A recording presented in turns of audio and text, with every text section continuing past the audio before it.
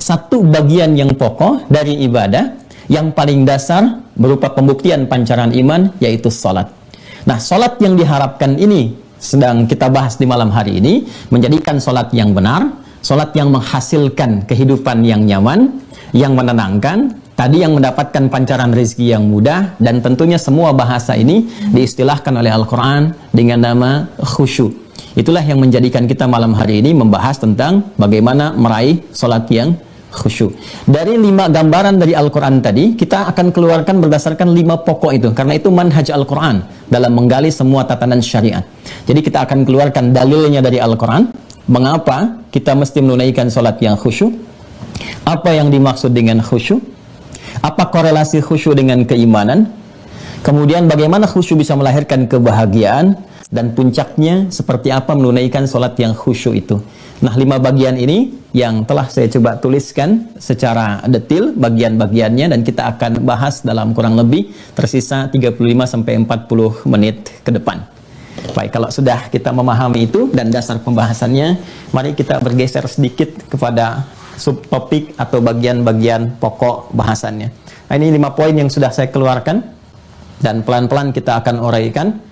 Kita mulai dulu untuk menghadirkan motivasi yang kuat kenapa kita harus mendapatkan khusyuk dalam salat. Maka kita turunkan dulu dalil yang pertama sebagai pembuka atau muqaddimah awal. Saya berikan di sini Quran surah ke-23 ayat 1 sampai dengan 11. Kemudian saya lingkari ayat yang keduanya, kemudian 10 dan 11-nya. Yang tadi dibacakan oleh qari'ah kita, semoga Allah memberikan kemuliaan kepada beliau dan kita yang mendengar dan menyimaknya. Pelan-pelan sebentar ya. Mari kita mulai. Ini dasar pembahasan yang coba saya sesuaikan dengan prinsip Al-Quran. Ya, jadi kita mengurainya seperti Al-Quran menjelaskan kepada kita. Kita buka dengan dalil ayatnya dulu. Mengapa kita mesti menunaikan salat dengan khusyuk? Atau bahasa lainnya, apa manfaat salat khusyuk itu? Baik, Allah langsung menjawab di Quran surah ke-23, surah Al-Mu'minun, di ayat yang pertama sampai ayat yang ke-11. Ya. Baik, saya bacakan yang pertama. Qad aflahal mu'minun. Sungguh, orang beriman itu pasti menggenggam kebahagiaan dan kesuksesan. 1. Qad aflahal mu'minun. Itu ayatnya dibuka dengan huruf tahqiq dan taukid. Jadi qad itu, kalau qad ada menyertai satu tatanan kalimat dalam bahasa Arab, biasanya kata kerja yang dimasuki oleh qad itu fungsinya satu, memberikan fungsi penguat, taukid, dan memberikan jaminan kepastian, tahqiq. Ya, jadi kalau ada kalimat dalam Al-Quran dibuka dengan qad, itu sifatnya Allah ingin menegaskan, menekankan apa yang disampaikan, sekaligus menjamin seluruh informasi yang dijelaskan di ayat itu. Ya, jadi qad aflahal mu'minun, cara menerjemahkannya kata Allah, orang-orang yang imannya benar itu, orang-orang yang imannya sejati itu, bentuknya menggunakan isim fa'il, kata benda. Kalau sudah menggunakan kata benda, artinya imannya sudah melekat menjadi identitas dalam pribadi seorang muslim. Ingat, ada yang standar menggunakan kata amana, jamaknya amanu, ya amanar rasulu bima unzila ilaihi min rabbihi wal mu'minun, ya ayyuhalladzina amanu, itu standar iman, dasar. Ya, dasar yang menjadikan kita beriman dengan bersyahadat. Kalau kita ingin mengupgrade terus iman itu supaya naik, menguat, maka nanti bentuknya berubah menjadi fi'il mudhari, yang menunjukkan makna progresivitas, kontinuitas, ya, present, continuous, future, yang berkelanjutan. Ya, alladzina yu'minuna bil ghaib, berubah menjadi fi'il mudhari. Kalau latihan itu terus dilakukan sehingga konsisten dan menjadi identitas yang melekat pada diri kita, ya, imannya semakin menguat, ditunjukkan dengan peningkatan ibadah. Orang belum menunaikan, ya, kita sudah siap-siap. Adzan belum memanggil, kita sudah tahu waktunya. Nah, itu berubah nanti katanya menjadi isim fa'il, kata benda. Ya, qad aflahal mu'minun, kalimatnya berubah dari amanu, yu'minun menjadi mu'minun. Kalau iman seseorang sudah sejati itu, sudah melekat pada dirinya, identitasnya sudah baik, maka kata Allah, saya jamin dia akan mendapatkan kebahagiaan yang sejati, sukses dan bahagia. Masya Allah.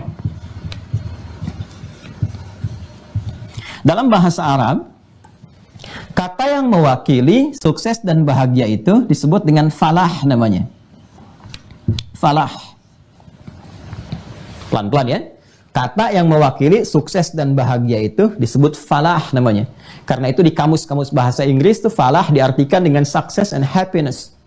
Ya, kalau kecenderungan sukses saja itu menggunakan derivasi kata fauz, faza yafuzu fauzan, faiz, ya, faizin, faizah dan turunannya itu cenderung sukses. Kalau cenderung bahagia saja dari kata fariha, yafrahu, ya farhan, farhah itu cenderung bahagia. Kalau kita ingin memadukan keduanya, sukses dan bahagia, maka katanya nanti berubah menjadi falah namanya. Ya, ini bagian pertama. Kalau kemudian kita genggam itu, digenggam, kesuksesan itu digenggam, kebahagiaan itu digenggam dalam setiap titian aktivitas kita, apapun profesinya. Anda dapat menjadi orang tua yang sukses dan bahagia menata keluarga, guru yang sukses, dosen yang sukses, ya, pejabat yang sukses dengan jabatannya, hartawan yang sukses dengan usahanya dan bahagia menikmati hasil usahanya. Itu kalau Anda menggenggam kedua ini, maka katanya berubah dari kata falah menjadi aflah namanya. Kata kerjanya. Aflah. Ya, dari falaha menjadi aflaha. Nah, Allah itu sudah memberikan jaminan tadi pakai kod. Awas ya, hati-hati. Dan menegaskan fungsinya taukid dan tahqiq. Itu memberikan jaminan sekaligus kepastian yang menegaskan. Kata Allah, qad aflaha al-mu'minun.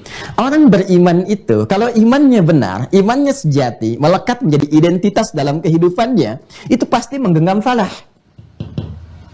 Ya, apapun yang dia kerjakan pasti sukses. Dengan batas kesuksesan yang diridhai oleh Allah, sesuai dengan maslahat hidupnya. Dan pasti bahagia.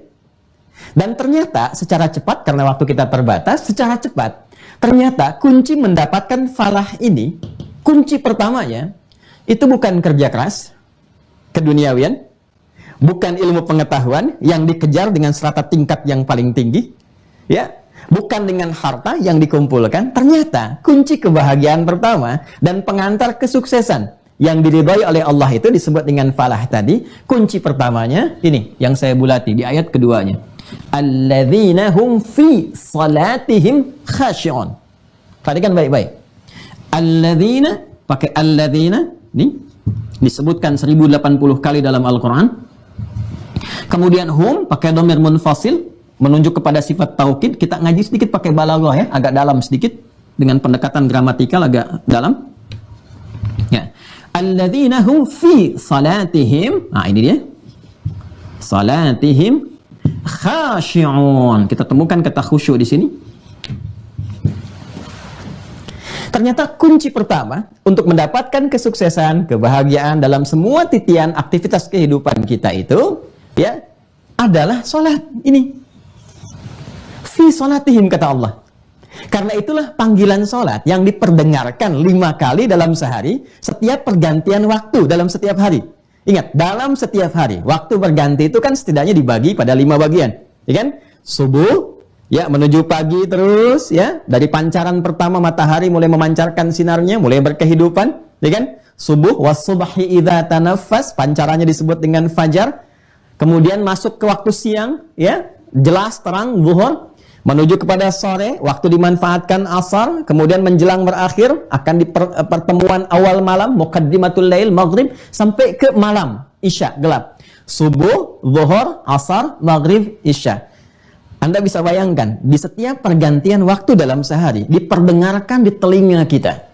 Pada orang yang masih memiliki pendengaran, pada yang masih mau mendengar. Dalam bahasa Arab, ya, telinga itu disebut dengan udhun. Jamaknya disebut dengan adhan. Memanggil pada yang masih ingin memfungsikan pendengarannya di telinganya itu disebut dengan adzan. Dan dalam adzan, setiap perpindahan waktu kita diingatkan. Hidup kamu itu mesti bahagia. Kamu mesti sukses. Jadi kalau ada orang Islam mendengar panggilan itu, seharusnya ada getaran dalam jiwanya. Karena itu panggilan yang mengarahkan dia pada kesuksesan, ya, yang dijamin langsung oleh Allah. Itu yang dikhitab imannya itu. Ya, yang dikhitab imannya. Karena itu di Quran surah ke-8 Al-Anfal, di ayat yang kedua, itu ciri khas insan beriman itu yang sejati, mukminun itu baru dengar azan saja suara Allah, itu sudah ada sinyal menyambut dalam jiwanya, dalam qalbunya. Ya, perhatikan Quran surah ke-8 Al-Anfal ayat kedua. Innamal mu'minuna. Di sini qad aflahal mu'minun. Di yang Al-Anfal innamal mu'minuna alladzina idza dzukirallahu wajilat qulubuhum. Sungguh insan beriman yang sejati itu kalau imannya sudah menjadi identitas dalam dirinya, ciri khasnya jika mendengar panggilan disebutkan nama Allah, wajilat qulubuhum, ada getaran dalam kalbunya. Dan kalbu itu tempatnya iman. Jadi kalau dipanggil Allahu Akbar, ada getaran tuh. Ya, alhamdulillah kalau sudah ada sinyal dalam hati kita merespon, itu tandanya imannya bagus. Ya, tapi tidak cukup sampai situ. Ketika kemudian diperdengarkan di telinga kita, diajak hayya 'alas shalah, hayya 'alas shalah, ayo salat, ayo salat. Anda bertanya, untuk apa salat ya Allah? Langsung dijawab, 5 kali diperdengarkan setiap pergantian waktu. Hayya 'alal falah. Supaya kamu bahagia. Supaya kamu sukses. Jadi ternyata salat itu mengantarkan pada kesuksesan. Salat itu kunci kebahagiaan. Perhatikan betapa orang-orang Islam, pengikut Nabi Muhammad SAW di kalangan para sahabat itu, ketika mulai awal berhijrah, di awal pertama kali, tahun pertama sebelum berangkat, setahun sebelum berangkat, usia Nabi 52 tahun, ya usia dakwah di kota Mekah kurang lebih 12 tahun, kemudian diberikan oleh Allah satu syariat pembukanya bukan haji, bukan umrah, ya bukan zakat, tapi sholat. Dan sholat itu yang kelak mengantarkan pribadi mereka di semua aspek kehidupan. Tidak ada satupun di antara sahabat itu yang mengalami kehidupan kecuali bahagia dalam hidupnya dan sukses dalam setiap titian karirnya. Jadi kalau Anda bertanya, apa manfaat khusyuk dalam sholat? Allah sendiri yang menjawab, menjamin, dan menegaskannya. Menjawab, menjamin, dan menegaskannya. Kalau Adi Hidayat yang jawab, Anda bisa abaikan. Tapi kalau Allah yang memberikan jawaban, maka disitulah kemudian iman kita dipertaruhkan. Ya. Kata Allah, qad aflahal mu'minun alladzina hum fi salatihim khashi'un, yaitu salat yang khusyuk mengantarkan Anda kepada jaminan kesuksesan dan kebahagiaan. Dan tawaran ini diberikan secara terbuka untuk siapapun. Karena itu menggunakan kata alladzina. Ismun mausulun yadullu 'alal jam'il jam'iyah. Ya, isim mausul, kata sambung, konjungsi yang menunjuk pada bentuk jamak tanpa batas. Sifatnya komprehensif dan holistik.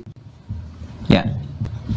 Mau laki-laki, perempuan, tua, muda, besar, kecil, status sosialnya, kaya, cukup, pejabat atau biasa, dan sebagainya, sipil, militer. Kalau Anda benar tunaikan dengan baik, maka lihat miniatur kehidupan di masa Nabi. Yang di militer ada dari 12.000 sahabat, 38 yang jadi panglima, satu kualitas panglimanya bisa menaklukkan Persia dan Romawi. Yang di birokrat ada bagaimana Amr bin As itu melakukan ekspedisi dari Afrika Utara, dimulai dari Mesir, Libya, Tunisia, Aljazair, Maroko, terus sampai kemudian ke Syam di Syria itu, dan sukses keseluruhannya. Ada yang jadi duta besar kemudian seperti Mu'adz bin Jabal di Yaman, sukses mengentaskan kemiskinan hanya dalam waktu 3 tahun, dan seterusnya. Semua contoh miniatur kehidupan kita dapati. Sampai dengan tegas Allah mengatakan di Quran surah ke-33 ayat 21 itu, laqad kana lakum fi rasulillahi uswatun hasanah. Kalau kita bisa ikuti bagaimana Nabi menunjukkan, maka keteladanan itu akan menebar kepada orang yang mengikutinya sehingga jadi contoh di setiap masa kehidupannya. Ini jawaban pertama ketika kita bertanya mengapa tema malam ini mesti khusyuk dalam sholat. Dapat apa kalau kita khusyuk sholatnya? Maka jawaban pertama untuk pertanyaan Pak Din di awal tadi, ya kan? Apa hal yang nyata yang bisa kita dapatkan dalam kehidupan dunia? Maka ini yang pertama, kata Allah, aku jamin, aku tegaskan, pasti sukses dan bahagia. Nanti tinggal pertanyaannya, apakah setiap orang yang sholat itu bisa sukses dan bahagia? Kenapa ada orang sudah banyak sholat, bahkan tambah sunnahnya, tapi belum merasakan kesuksesan dan bahagia yang diidamkan? Boleh jadi persoalannya nanti dalam sifat kekhusyuannya itu. Alladzina hum fi salatihim khashi'un. Allah tidak mengatakan alladzina hum musallun, yaitu merekalah orang-orang yang mau salat. Tidak. Alladzina hum fi salatihim khashi'un. Ini dunia sukses, tapi akhirat nestapa, tidak ideal. Karena doa insan beriman di Quran surah kedua Al-Baqarah ayat 201.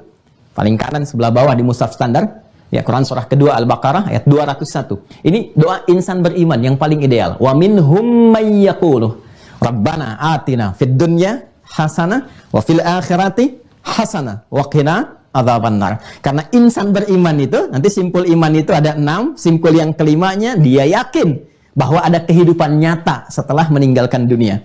Dunia ini nyata, pasca dunia itu real juga, nyata juga. Iman dia yang menjadikan dia yakin dengan itu. Quran surah kedua Al-Baqarah ayat keempat. Wabil akhirati hum yuqinun. Dan mereka yakin akhirat pun nyata. Karena mereka yakin akhirat itu nyata, mereka siapkan saat di dunia untuk mencari bekal. Kan? Nggak ada ruginya kan? Ya. Alhamdulillah kita dapatkan nyata sesungguhnya, dapat manfaatnya. Ya kan? Baik.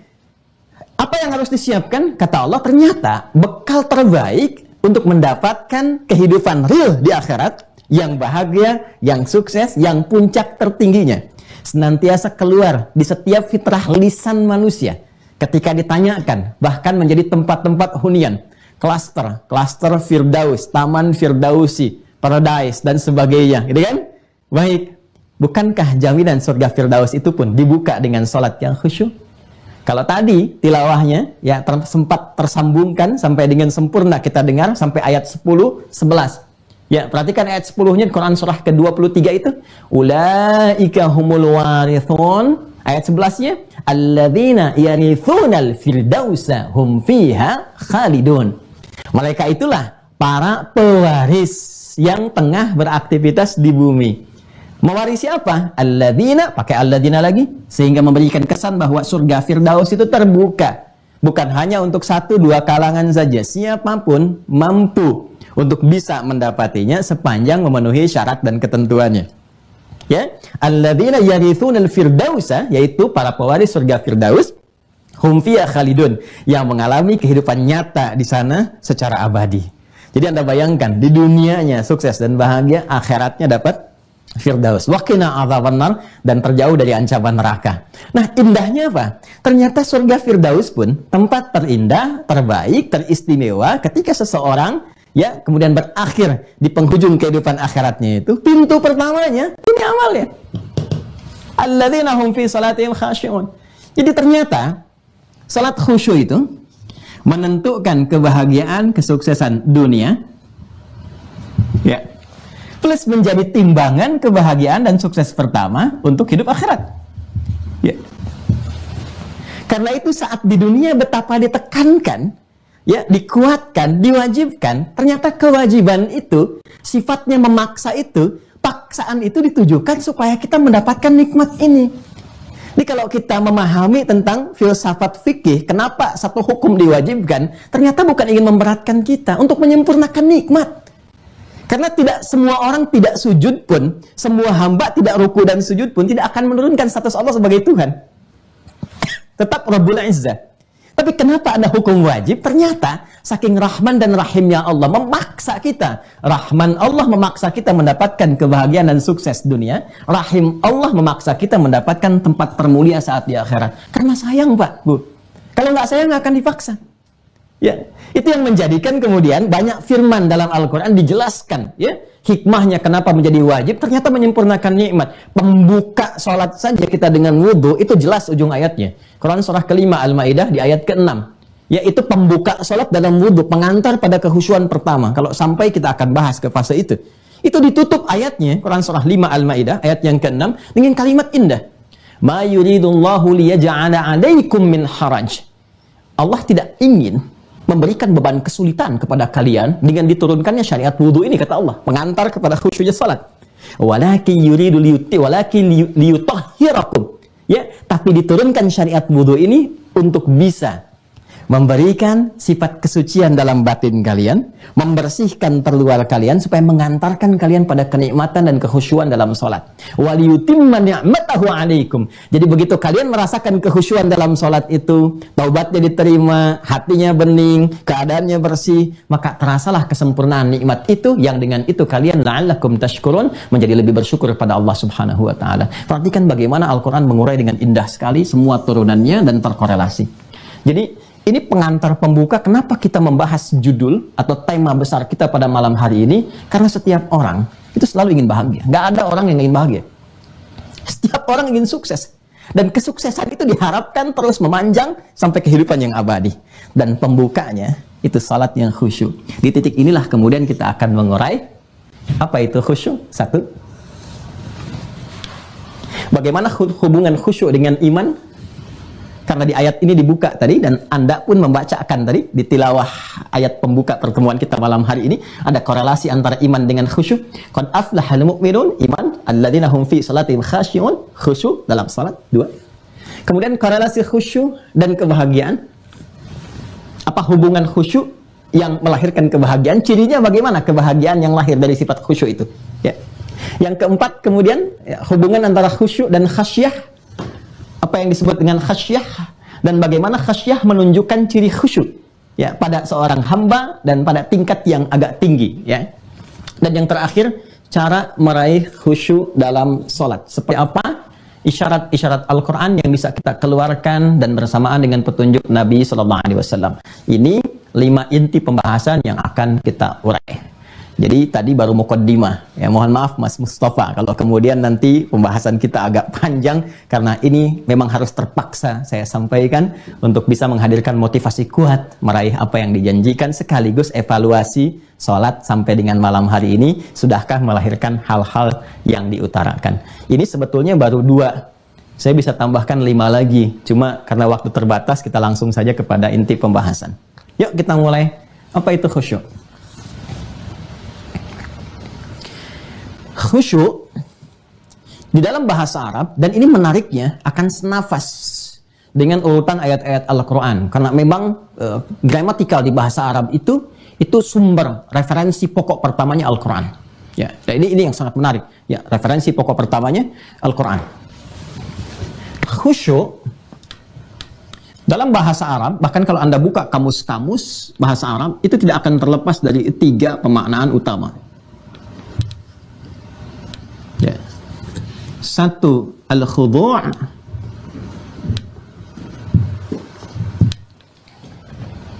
Yang kedua, ad-dhillu. Yang ketiga, as-sukun. Dan pembahasan kita tidak akan jauh dari 3 bagian ini. Al-khudu', ad-dhillu, was-sukun. Menariknya, ketiganya ini pun telah diuraikan oleh Al-Quran jauh sebelum para ulama merumuskan kamus-kamus bahasa Arab itu.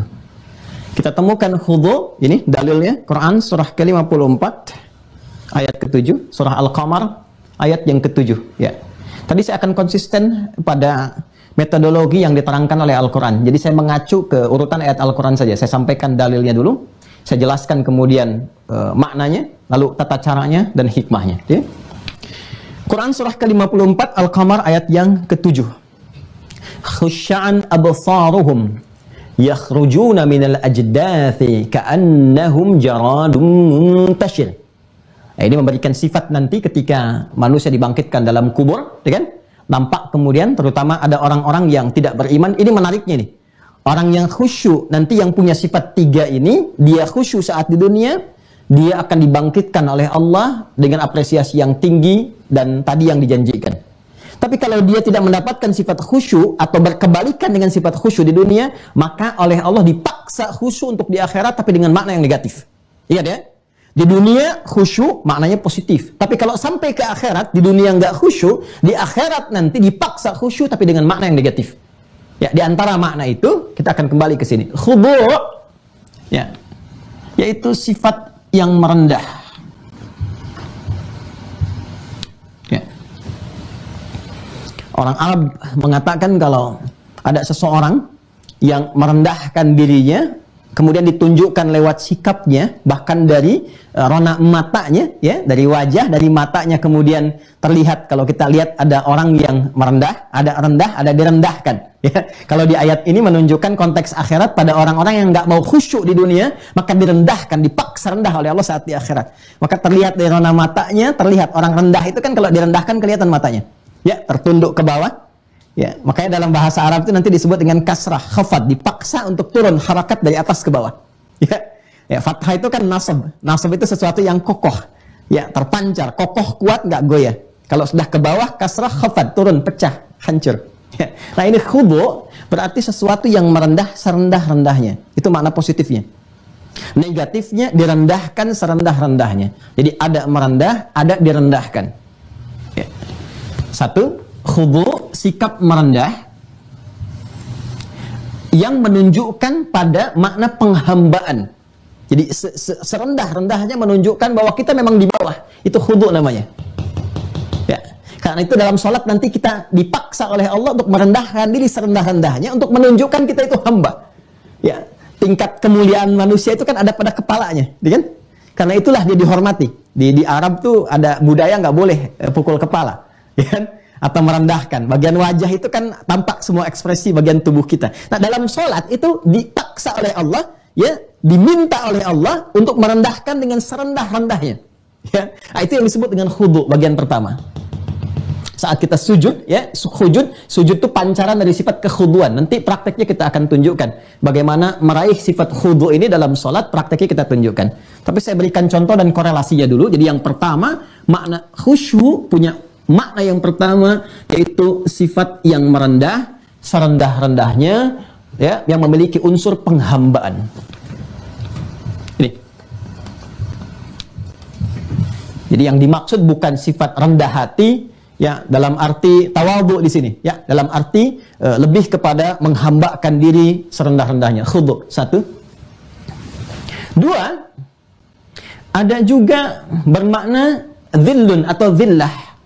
Ya, ini kalau dalam bahasa positif lebih kepada makna metafor. Ya, metafor, sesuatu yang menghadirkan makna kalau bahasa agak tingginya hina, gitu kan, menghinakan diri, tapi dalam konteks yang positif. Ya, yang merendah seakan-akan memang kita nggak punya apa-apa, ya lemah kita, ya nggak ada sifat-sifat yang hebat, yang kuat. Nah itu sifatnya zillah namanya. Ya, secara positif. Tapi kalau konteksnya akhirat, ya pada orang-orang yang nggak pernah mau merendahkan diri di hadapan Tuhan, nggak mau menghamba, itu nanti dihinakan sehina-hinanya dengan semua sifatnya. Kalau sudah pakai sifat, pakai tak nanti di ujungnya. Dari dhillun jadi dhillah. Pindah ke Quran surah ke-68, Al-Qalam ayat 43. Ya. Khasyi'atan absaruhum tarhaquhum dhillah. Nah ini. Wa qad kanu yud'auna ila sujudi wa hum salimun. Tuh, sesuai kan dengan yang tadi disampaikan, ya. Kalau yang ini khusya'ah, yang ini khasyi'ah. Ya, kalau sudah pakai dhillah, disamakan nanti ditambahkan dengan sifat hinanya. Khasyi'atan absaruhum. Ada orang-orang yang saat di dunia itu nggak mau merendahkan dirinya, nggak mau khudu, nggak mau menghamba, ya kan? Nah, maka saat di akhirat nanti Allah rendahkan dia, tarhaquhum dhillah sehina-hinanya.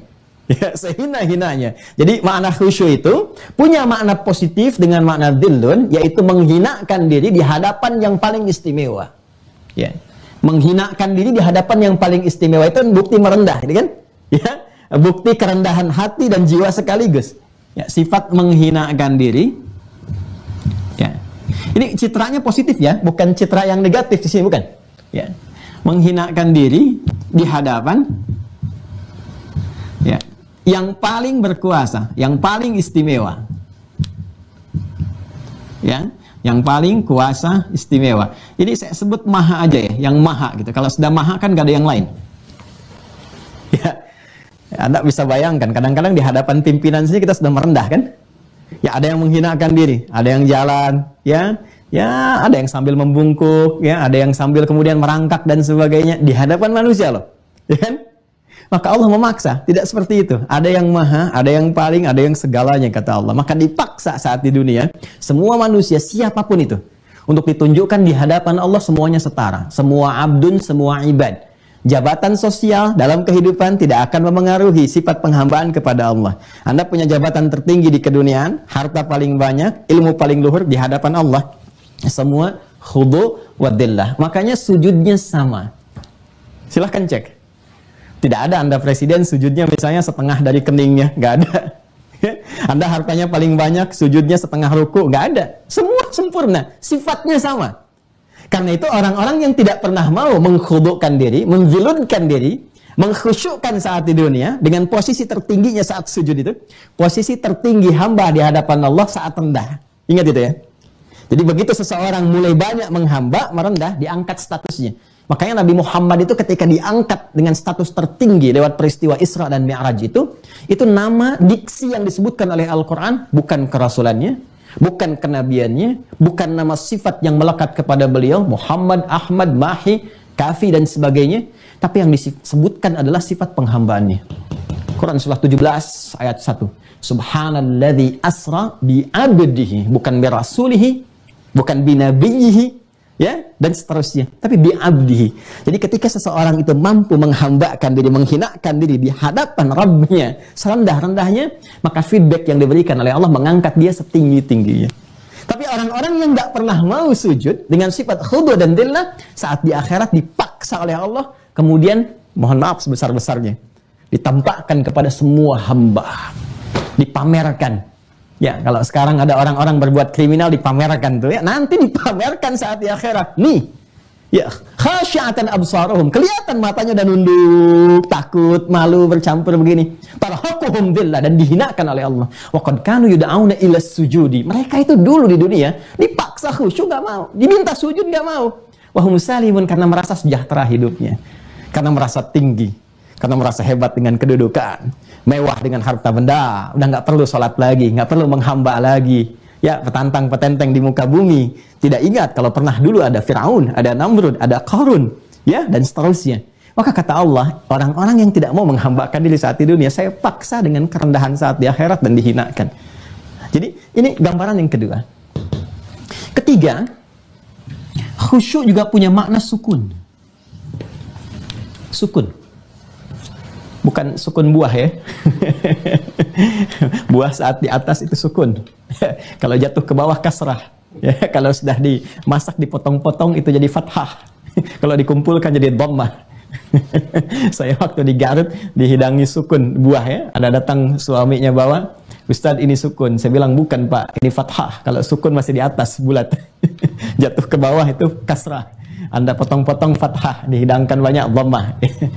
Nah, sukun ini sebenarnya sini ada keterangannya di Quran surah Thaha ayat 108. Ada ayatnya? Quran surah Thaha surah 20 ayat 108. Sudah, langsung ke ujungnya. Langsung ke ujungnya. Khasya'atil aswatu lirrahman fala tasma'u illa hamsa. Pada saat itu semua dibangkitkan dalam kubur mengikuti seruan. Hati-hati. Yauma idzi yattabi'una ad-da'iya la iwajalah. Ada seruan, bangkit dari kubur, bangun semua, kemudian diikuti, nggak ada yang belok-belok, la iwajalah. Lurus ikuti semua seruan itu, perintah diikuti. Dan yang paling menarik, ini dia, khasya'atil aswat. Khasya'atil aswat di sini bermakna sukun. Ya, semuanya tenang. Semuanya tenang sekali, tenang. Masya Allah, persis kayak Zoom kayak gini tuh, nggak ada yang bersuara. Yang taklim tenang, ini sukun nih sekarang, sedang sukun. Yang orang Arab mengatakan begini, sakanatis syajaratu idza dhahabatir rih, idza dhahabatir rih. Sakanatis syajaratu, tangkai pohon itu begitu tenang. Idza dhahabatir rih, jika angin yang menerpanya sudah pergi. Jadi begitu pergi, tenang, diam, nyaman. Nah, itu sukun namanya. Ya. Sifat tenang yang melahirkan satu ketentraman dalam jiwa. Ketentraman dalam jiwa. Nah, jadi kalau kita padukan, satu khudu', kedua dhillun, ketiga sukun, tiga-tiganya kita satukan, sikap menghambakan diri serendah-rendahnya, sikap menghambakan diri serendah-rendahnya dan menghinakan keadaan kita di hadapan Allah, sehingga dengan itu melahirkan ketenangan dan ketentraman di dalam jiwa. Itulah yang disebut dengan khusyuk namanya. Bagian pertama. Pelan-pelan ya. Nah, kalau sudah ada sifat ini, ada ketenangan, kedamaian yang diakibatkan tadi, ya karena merendahkan diri serendah-rendahnya, melahirkan ketentraman, kedamaian. Kita belum bicara tentang caranya, ya kan? Nanti ada rasa, ada pancaran ke dalam bagian tubuh kita, merasakan pancaran-pancaran itu. Ya, ada kenikmatan, enak, nyaman. Nanti puncaknya ada yang nangis, tuh kan? Ada yang merasakan sesuatu, sensasi sendiri tersendiri dalam jiwanya, dalam dirinya. Ya, karena kekhusyuan itu yang melekat nanti dalam kalbu, dalam iman, itu akan dipancarkan ke dalam semua bagian tubuh. Ya, paling gampang ini ya, nih, lihat bagan ini. Saya tunjukkan ke sini. Saya buat bagan seperti ini untuk memberikan gambaran di Al-Quran bagaimana tentang diri kita dijelaskan oleh Allah dalam Al-Quran. Ini anatomi manusia ya. Tapi saya tidak bicara tentang fisiknya saja. Ya, saya tidak bicara tentang aspek biologis ya atau fisiologis manusia. Saya bicara tentang keseluruhan manusia. Seperti apa unsur yang menyusun bagian-bagian manusia. Dulu pernah kita bahas secara singkat juga. Ya, secara singkatnya disebut manusia kalau ada fisiknya, jasmaninya, tubuhnya. Dan ini bagian pertama yang dicipta. Kemudian juga ada akalnya, ini yang membedakan dengan hewan. Dan ada rohnya, ini yang memberikan unsur kehidupan. Rohani, aklani, kemudian jasmani. Ya, ini nanti digabungkan di Quran surah ke-15 ayat ke-28. Wa idh qala rabbuka lil malaikati inni khaliqum bashar min salsalin min hama'in masnun fa idza sawaituhu, ini ke sini, wa nafakhtu fihi min ruhi. Ini di 3 bagian. 1, 2, 3. Jasmani, aklani, rohani. Akal nggak ada, hewan. Roh tidak ada, meninggal. Ya, jadi harus ada ketiga bagian ini. Pelan-pelan, sebentar. Unsur tertingginya yang memberikan support kehidupan tuh di sini, roh. Roh. Ini yang paling tertingginya. Dan ini nanti yang membawa langsung nilai-nilai kemuliaan yang diberikan oleh Allah secara langsung, sumbernya langsung dari Allah. Ya. Itu di Quran surah ke-17 Al-Isra di ayat ke-85. Wa yas'alunaka 'anir ruh qulir ruh min amri rabbi wa ma utitu minal ilmi illa qalila. Ruh secara singkat ditiupkan nanti kepada fisik ke sini. Jadi fisik diciptakan terlebih dahulu, berproses. Di Quran surah ke-15 ayat ke-28, rinciannya di Quran surah ke-22 Al-Hajj di ayat yang ke-5. Termasuk nanti ada di Quran surah ke-23 Al-Mu'minun di ayat yang ke-12 sampai ke-15-nya. Hadisnya nanti ada di Al-Arba'in misalnya. Ya, Al-Imam An-Nawawi, ini yang paling gampang diakses. Hadis yang keempat dari Ibnu Mas'ud, an Abi Abdurrahman Abdullah bin Mas'udin. Ya. Usia 4 bulan ditiupkan roh. Roh masuk ke dalam fisik. Perhatikan baik-baik. Ya. Ketika masuk ke dalam fisik, tempatnya di sini. Ini nanti ada kaitan dengan sholat. Mohon fokus baik-baik ya. Ini agak dalam sekali, tapi saya coba sampaikan semudah-mudahnya. Roh masuk ke dalam fisik, ketika ditiupkan, masuk ke dalam fisik. Wa nafakhtu fihi min ruhi. Ya.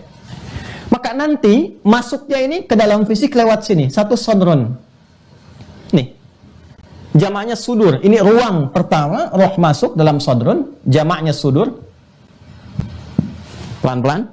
Awas, nanti ada hubungan dengan sholat. Karena saat kita mengangkat tangan dan bersedekap, telapak tangan ini nanti ditutup begini, diletakkan di sodron kita. Ya, ada hubungan. Awas. Awas, hati-hati ya. Dalam sekali ini. Di dalam sodron, ini ada qalbun. Jadi sodron itu ruang yang besar. Di dalamnya ada kalbu, ini. Roh masuk ke dalam kalbu, nanti menjadi nafas ini.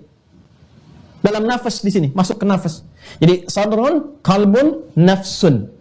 Karena itu roh kalau sudah masuk ke dalam fisik, namanya nanti berubah menjadi nafas karena tempatnya ada dalam nafas ke sini.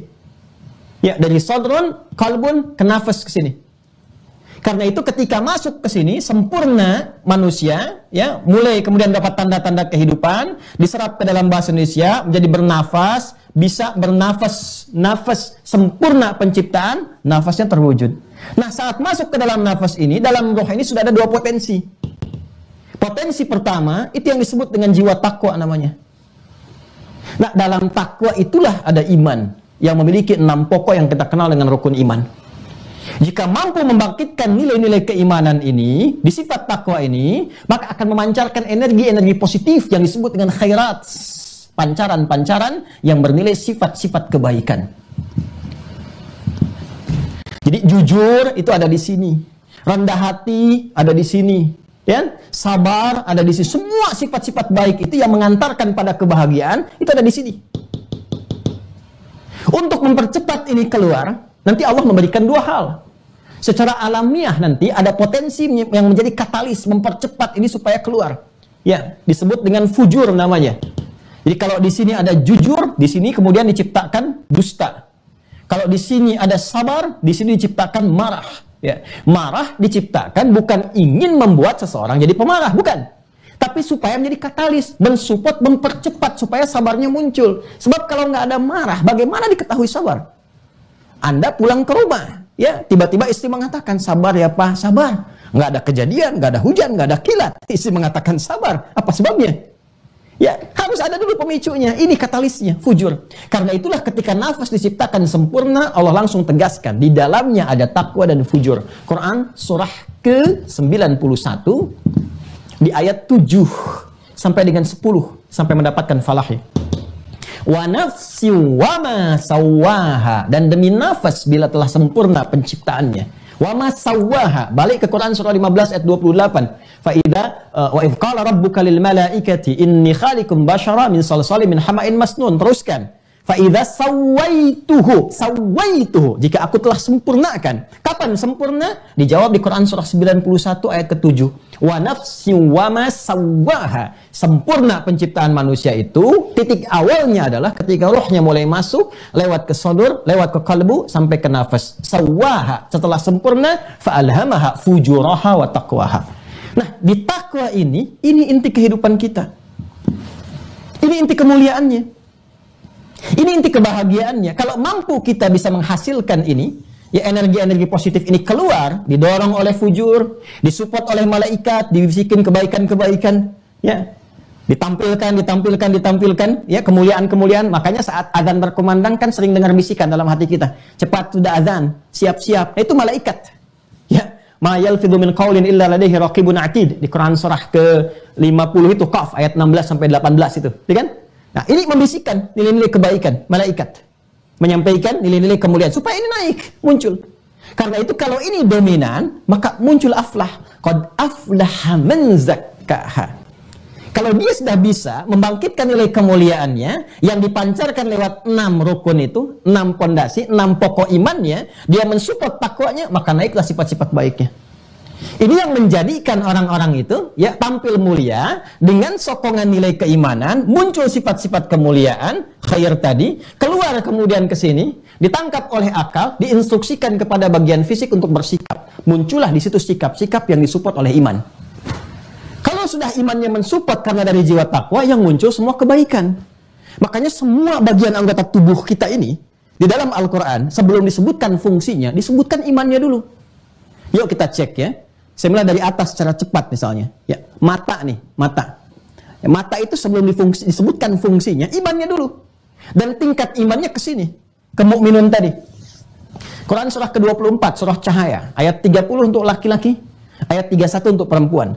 Kullil mu'minina, katakan pada pria-pria yang merasa memiliki iman dan imannya benar. Yaghuddu min absarihim.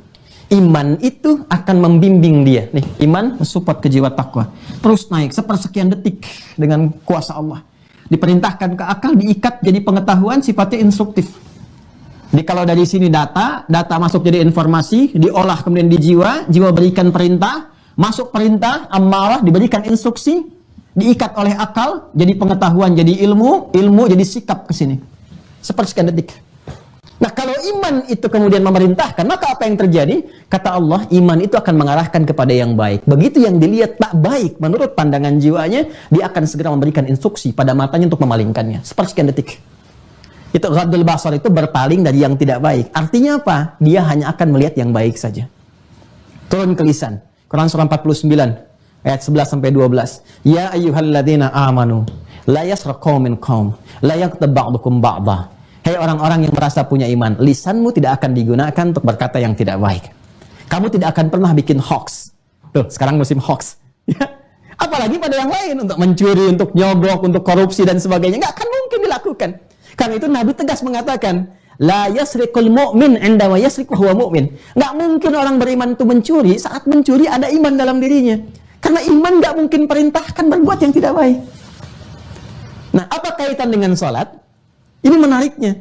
Nah, sholat itu kalau benar ditunaikan, ya kalau benar, dan kebenarannya diukur dengan kekhusyuan. Sedangkan khusyuk ini tempatnya dalam kolbu di sini. Ya, sedangkan kolbu itu sentuhannya ke nafas.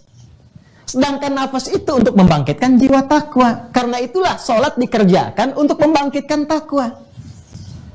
Takwa supportnya iman. Kalau takwanya dikuatkan naik, sifat khairnya muncul. Ya, khair, baik, itu kan muncul kalau jeleknya hilang kan? Baik kan lawannya buruk. Ya, baik itu lawannya buruk. Secara sederhananya. Lawannya buruk. Soleh lawannya salah. Baik itu bisa muncul kalau buruknya hilang. Ya kan? Baru muncul baiknya. Buruk dalam Islam dan bisa kita terapkan dalam kehidupan. Maksud diterapkan itu terlihat seperti itu, bukan dipraktekkan. Ya, bisa kita lihat bentuk nyatanya. Buruk itu sumbernya cuma dua. Kalau bukan bersumber dari syahwat, ya mohon maaf, pornografi, porno aksi, LGBT, zina yang jorok-jorok dan sebagainya, itu bersumber dari syahwat faraj. Disebut fahsya namanya, fahsya. Dalam bahasa Arab disebut fahsya, fahisyah, fahsya. Atau yang diingkari langsung oleh hati. Ya, sumbernya nafsu perut dan akal. Jadi ada nafsu faraj, syahwat biologis, ada nanti nafsu dari perut dan akal. Ya, mohon maaf, diingkari oleh hatinya, bahkan diingkari oleh pikirannya sendiri, tapi bisa dikerjakan. Berbohong, mencuri, korupsi, merampok, membunuh dan sebagainya. Ya, itu kalau disebut masuk kategori yang kedua namanya mungkar. Mungkar. Buruk itu pintunya cuma dua, nggak ada yang ketiga. Kalau bukan fahsya, pasti mungkar. Nah, menariknya, aktivitas sholat itu kalau benar dikerjakannya, khusyuk itu benar dilakukan, dia akan tembus kepada kalbu, ya kan? Di kalbunya ini memberikan dorongan kepada nafas tembus kepada takwa, disupport oleh imannya, keluarlah nilai-nilai kebaikan yang mencegah fahsya dan mungkar. Karena itu ketika orang sholatnya benar, maka hal pertama yang dia dapatkan adalah transformasi kepribadian kepada sikap baik. Itu yang dimaksud Quran surah ke-29 ayat ke-45. Al-Ankabut ayat 45. Utlu ma uhya ilaika minal kitab wa aqimis shalah. Ini pembuka ayatnya. Sayangnya ini yang tidak dikaji. Yang dihafalkan tengah-tengahnya. Ya kan? Utlu ma uhya ilaika minal kitab wa aqimis shalah. Apa fungsi salatnya? Innas salata tanha 'anil fahsya wal munkar. Tuh. Utlu, baca, pahami, pelajari, ya, setelah itu baru kerjakan. Apa setiap petunjuk yang diwahyukan kepada Nabi Muhammad SAW dari Al-Quran dijelaskan oleh Nabi tentang apa? Tentang salat. Setelah paham, mengerti, wa aqimis shalah. Karena itu kalimat salatnya pakai alif lam. Pakai alif lam. Silahkan Anda cek. Hampir semua kalimat salat yang bermakna ibadah, yang melahirkan kekhusyuan, itu selalu bentuknya ma'rifah.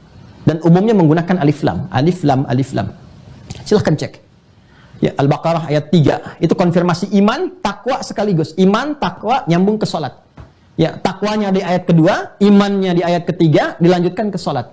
Dzalikal kitabu la raiba fi hudal lil muttaqin, pemilik takwa. Siapa mereka? Alladzina yu'minuna bil ghaib, konfirmasi iman, wa yuqimunas shalah. Pancarannya lewat salat. Dan ketika menyebutkan salat ada alif lamnya.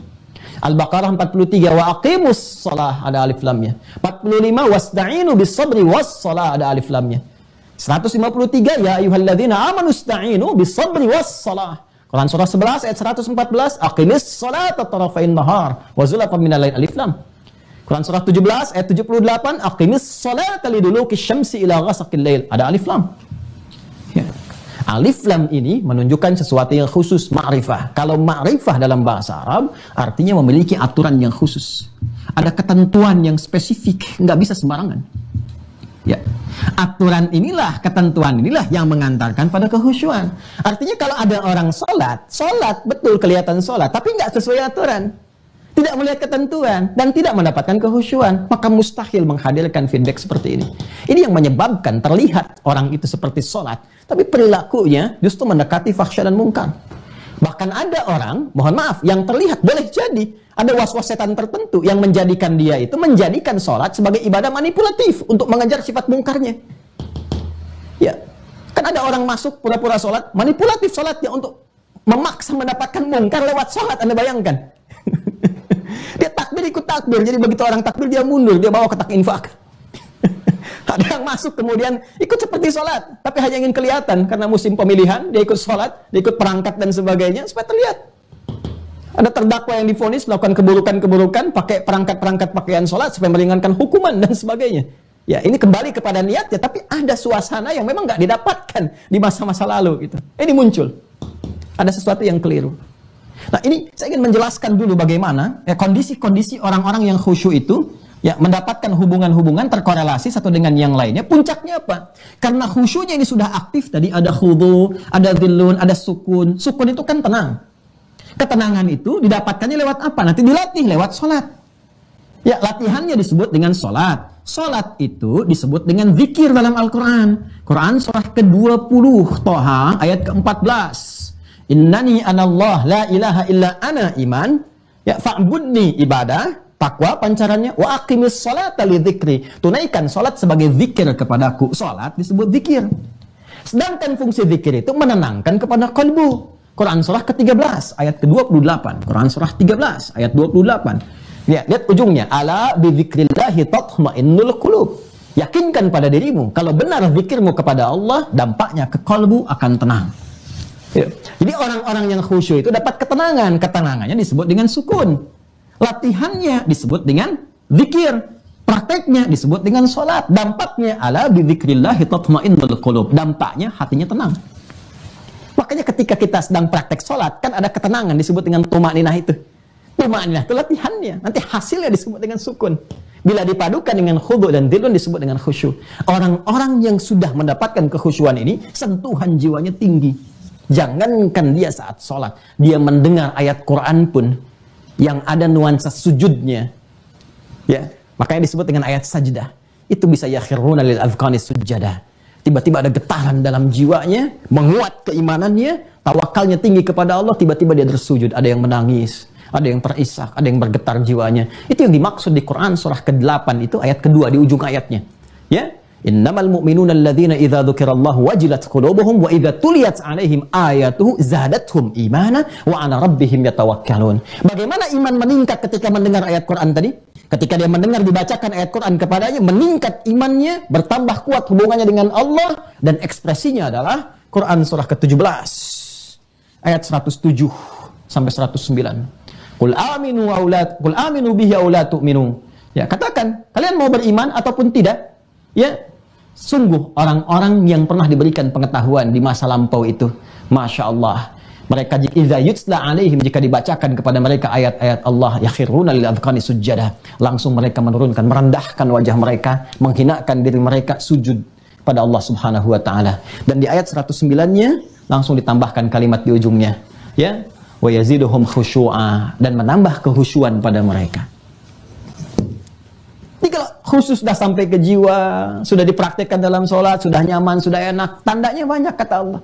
Dengar adzan, ada getaran. Ya, orang sholat nunggu adzan, dia belum adzan dah siap-siap. Subuh ini belum nyampe sekarang, masih jauh waktunya. Waktu Indonesia bagian barat sekarang. Tapi sudah ada yang merencanakan bangun jam berapa. Bahkan ada yang sudah melakukan warming up dengan sholat malam untuk mendapatkan kenikmatan sebelum dia menunaikan sholat pokoknya. Semakin tinggi kehusyuannya, semakin tinggi kemudian terlihat bagaimana pancaran ibadah dalam dirinya. Ya, ketika mendengar ayat Quran dibacakan, tampak kemudian ekspresi tubuhnya untuk menunjukkan gambaran kehusyuan dalam dirinya. Kalau sudah ada ke level itu yang dimaksudkan oleh Al-Quran. Ini, siap jiwanya untuk menerima apapun seperti tanah kering, ya, yang kalau sudah kata Al-Quran di Quran surah ke-41 Fussilat ayat 39, apakah engkau pernah menyaksikan tanah yang kering? Ya, ketika Allah sudah kemudian menyiraminya dengan air, kemudian dia tazzat warabat, siap tumbuh tanaman, tumbuh tumbuhan, tumbuh buah-buahan. Orang khusyuk itu diibaratkan seperti tanah kering, jadi subur kembali, yang kalau menerima apapun maka siap dia kerjakan. Maka orang khusyuk tipikalnya kelihatan getaran dalam jiwanya, menyambut ibadah dengan baik, ekspresi keimanan yang muncul dengan ketakwaan, dan siap diperintahkan apapun ketika Allah memerintahkannya. Karena itu orang-orang dulu mengekspresikan dengan dua kalimat, sami'na wa ata'na. Sami'na wa ata'na. Qalu sami'na wa ata'na wa ghufranaka rabbana wa ilaikal masir. Quran surah kedua ayat 285 itu. Ya, jadi nggak ada sami'na wa nanyaina. Sami'na wa kami dengar, kami bertanya. Oh, semua sami'na wa ata'na. Diperintahkan sholat, gak nanya waktu, Pak. Sholat. Pada kadang-kadang begini, baru ya ayyuhalladzina amanu, hai orang-orang beriman, khitab iman itu khitab khusyuk. Hai orang-orang beriman, langsung jawab sami'na wa ata'na. Padahal perintah belum turun, larangan belum dijelaskan. Ya. Tapi kalau khusyuk belum didapatkan, baru ya ayyuhalladzina amanu sudah nanya. Ya, apa ada waktunya sholat dalam Al-Quran? Ya. Apa ada perintahnya? Ini kan, ini menunjukkan bahwa belum sampai level yang ke tingkat kehusyuan ini. Karena itu, kalaupun terlihat seperti orang sholat, ya bisa melekat dengan kemungkaran atau kefahsyaan, bahkan agamanya sendiri bisa disoal. Ya, ini persoalan. Ya. Nah, saya agak cepat sekali ya, agak cepat. Karena itu tipikalnya yang tadi saya simpulkan, orang-orang khusyuk itu mereka akan cepat merespon kebaikan. Ya, kanu yusari'una fil khairat wa yad'unana raghaba wa rahaba. Quran surah ke-21 ayat 90. Ya, orang-orang khusyuk itu adalah orang-orang yang mereka doanya itu khidmat, ya, raghaba wa rahaba. Kemudian cepat mengerjakan kebaikan, yusari'una fil khairat. Ya, ada kebaikan mereka kerjakan, ada peluang dikerjakan, ada orang fakir disantuni. Apapun yang melekat pada diri mereka, punya jabatan digunakan pada kemuliaan-kemuliaan, dibuat kebijakan-kebijakan yang mensejahterakan, punya harta, ya, kemudian digunakan untuk hal positif, punya ilmu ditebarkan dengan keikhlasan. Yusari'una fil khairat. Ini. Jadi ada kondisi keimanan pancaran lewat ketakwaan ibadah, ada kondisi respon pancaran iman ketika mendengar ayat-ayat itu, menjadikan dirinya tampak sikap kehusuan, merendah, sujud, dan seterusnya. Ada kesiapan untuk menerima berbagai perintah dan larangan yang Allah kemudian sampaikan. Dan yang terakhir, nampak dalam pancaran semua ekspresi kebaikan dalam dirinya. Jadi, singkatnya orang khusyuk itu pasti baik. Gak ada yang gak baik. Jadi, apapun dia pasti baik. Karena kalimatnya yusari'una fil khairat. Wa kanu lana khasyi'in. Mereka khusyuk. Ya, karena itu jadi, orang sholat itu pasti baik. Nggak ada orang sholat itu yang nggak baik, nggak ada. Kalau benar sholatnya. Karena itu Nabi menekankan sejak dini usia 7 tahun, ajarkan yang pertama sholat. Bukan manasik, bukan zakat, bukan puasa. Boleh itu diajarkan, nggak ada masalah. Tapi yang paling pokok itu sholat, kata Nabi itu. Kenapa? Karena ternyata rahasianya, kalau dari kecil diajarkan sholat yang benar, tumbuhlah dia menjadi orang yang punya kepribadian mulia, sebaik-baiknya manusia. Ini yang dimaksudkan ketika dia sudah mulia, sudah bagus dengan tahapan-tahapan ini, maka qad aflahal mu'minun, dia akan menggenggam segala kesuksesan, segala kebahagiaan, jadi apapun dia di dunia. Dan ulaika humul warithun, ayat 11-nya, alladzina yarithunal firdaus hum fiha khalidun. Berdasarkan amal yang telah mereka kerjakan itu, apa saja pekerjaannya, sesuai dengan passion hidupnya, itu berpeluang besar mengantarkan dia pada kenikmatan surga tertinggi. Itu gambaran turunannya. Sekarang pertanyaannya bagian terakhirnya. Ini. Jadi bagaimana sholat yang khusyuk itu? Sikap-sikap tadi itu disebut dengan khasyah yang tadi saya terangkan. Sudah? Ini sudah saya terangkan. Poin 1, 2, 3, 4 sudah selesai. Khusyuk sudah. Khusyuk dengan iman sudah saya terangkan. Kaitan khusyuk dan kebahagiaan selesai. Kaitan khusyuk dengan khasyah sudah. Tadi itu sifat-sifat yang siap menerima perintah Allah, menjauhi larangan disebut khasyah. Ya, ciri ulama, hati-hati nih. Ya, mohon izin sebesar-besarnya, hanya menyampaikan risalah Al-Quran yang ditegaskan. Ciri utamanya, ya, bukan hanya menguasai berbagai bidang keilmuan, tapi ada pancaran kekhusyuan yang melahirkan khasyah. Quran surah ke-35 Fatir ayat 28. Innama yakhsyallaha min ibadihil ulama. Sungguh yang punya sifat khasyah. Khasyah itu pancaran dari kekhusyuan. Saking dekatnya dengan Allah, takut kalau lisannya berkata yang keliru. Tidak akan mungkin ulama mengeluarkan fatwa yang bertentangan dengan hukum Allah. Ya, tidak akan mungkin melakukan tindakan-tindakan yang bertentangan dengan nilai-nilai kemuliaan. Itu disebut khasyah. Pancaran sifat khusyuk disebut dengan khasyah. Sekarang pertanyaannya dengan cepat, bagaimana cara mendapatkan khusyuk dalam salat? Mohon izin saya minta waktu dulu ke moderator. Mas Mustafa, ini saya sudah lewat 1 jam. Masih boleh nggak? Masih bisa? Baik ya, karena ini bagian intinya nih. Ya, baik, mohon izin ya. Mohon izin, Prof. Din mohon izin teman-teman. Ya. Baik, supaya cepat. Saya menyampaikan ini kurang lebih 1 tahun. Saya harus jadikan dalam waktu 2 jam. Ini saya harus lompat-lompat sedikit ya. Baik. Yuk kita masuk kepada inti praktikalnya. Bagaimana meraih khusyuk dalam salat. Kembali ke Quran, 1. Quran surah ke-2 Al-Baqarah. Kita sudah langsung masuk ke praktek ya. Ayat 45 sampai 46.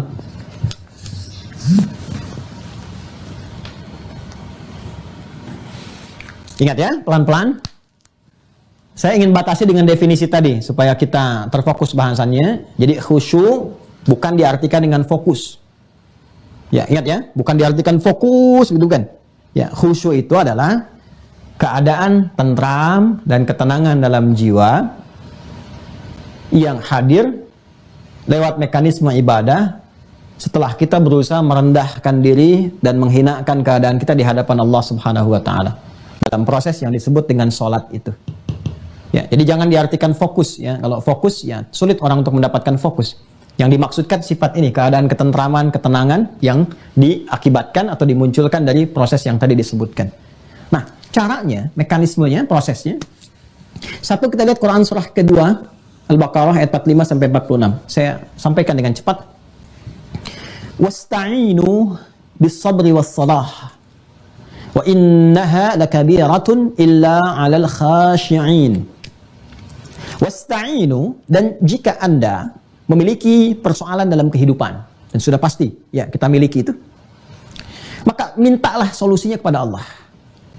Ini sudah janji Allah ya yang disampaikan kepada kita dan harus kita pegang kuat. Ingat, interaksi kita dengan Allah itu disebut iman namanya. Ya, iman itu meyakini sepenuhnya tanpa ragu. Walaupun belum terlihat ya secara kasat mata oleh pandangan kita misalnya, atau aspek-aspek indrawi yang lainnya. Itu iman. Ya, kalau kelihatan ilmu namanya. Ya, meyakini apa yang belum tampak iman namanya. Jelas ya? Nah, kata Allah, jika Anda punya persoalan apapun dalam kehidupan, maka mintalah solusinya kepada Allah. Wasta'inu. Pelan-pelan ya. Bis-sabri was-salah. Pertama, sabar dulu terima itu. Dengan cara sabar. Sabar dulu. Nanti sabar ada babnya sendiri ya. Kalau saya bahas nanti terlalu panjang dan melebar sifatnya. Jadi cara mengatasi persoalan dalam hidup itu, solusi itu bisa datang. Solusi bisa datang lewat sabar dulu. Ya. Nanti konsep sabar, lain waktu mungkin kalau kita ada pengajian lebih dalam, kita bisa turunkan. Tapi saya berikan ayatnya saja. Quran surah kedua Al-Baqarah ayat 155 sampai 157. Anda kalau bisa mendalami ini dengan baik, insya Allah apapun persoalan hidupnya, maka akan mendapatkan solusi yang sangat indah. Ya, nyaman kita, nyaman. Jadi sudah paham sebelum mendapati persoalan-persoalan yang dihadapi itu. Sudah mengerti bagaimana cara mengatasinya. Ini konsepsinya ada di sini. Terima dulu kata Allah, karena bukan hanya Anda yang diuji. Orang dulu pun diuji. Karena itu ketika Nabi mendapatkan ujian sakit misalnya, ditunjukkan Nabi Ibrahim pernah sakit, sikapnya begini. Turun Quran surah ke-26 ayat 80. Nabi Ayub pernah lebih parah, sikapnya begini. Quran surah ke-21 ayat 83 sampai 84. Ketika diganggu, dilempari di Taif, turun juga berita. Nabi dulu pernah begini, pernah begitu. Ada kisah Musa, kisah Nabi Yunus dan sebagainya. Ya, terima dulu dengan sabar. Karena sabar bisa menguatkan nilai-nilai kualitas kebaikan dan menjadikan lebih kuat kita dalam menyikapi persoalan kehidupan di masa depan. Lalu, kata Allah, setelah kamu merasakan tenang, sabar itu melahirkan ketentraman awal, pengantar pada ketenangan. Kalau kita paham ilmu sabar, apapun yang kita hadapi, ya permasalahan apapun, itu ada ketenangan dulu di awal.